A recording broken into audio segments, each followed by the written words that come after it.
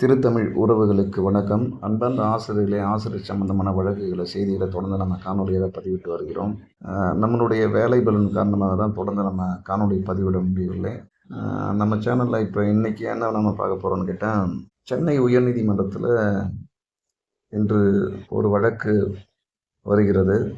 இந்த வழக்கு இரு பிரிவுகளாக, ஒரு பிரிவு 140 பேரும், மற்றொரு வகையினர் ஒரு 11 பேரும் சேர்ந்து இன்றைக்கி சென்னை உயர்நீதிமன்றத்தில் 23வது வழக்காக வருகிறது.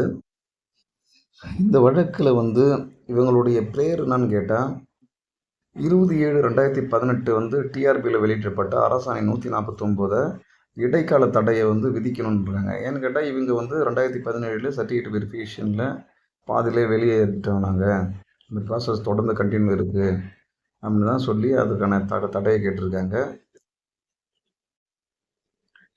20/7/2018 வெளியிடப்பட்ட 149 அரசாணை என்பது ஏற்கனவே என்சிடியில் தேதி சொல்லியிருக்காங்க. 23/8/2010, 11/2/2011, 29/7/2011 இந்த தேதிகளில் வெளியிட்ட என்சிடி நோட்டிஃபிகேஷனுக்கு எதிராக இருக்குன்னு தான் இந்த வழக்கை தொடுத்துருக்காங்க.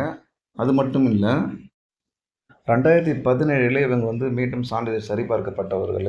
அதனால் இவங்களுக்கு இந்த பெட்டிஷனர், அதாவது செகண்ட் கிரேட் டீச்சரோ இல்லை கிராஜுவேட் டீச்சரோ, அவங்கள டெட்டு மார்க் அடிப்படையில், இல்லைனா டெட்டு பாஸ்டு சீனியாரிட்டி அடிப்படையில், இல்லைனா இதுக்கு முன்னாடி வெயிட்டேஜ் மெத்தடில் தான் செலக்ட் பண்ணாங்க. அதே முறையில் நினச்சி இவங்க வேலை கொடுக்கணும்னு சொல்லிட்டு தான் இந்த மெயினான பிரேயரே வைக்கப்பட்டுள்ளது.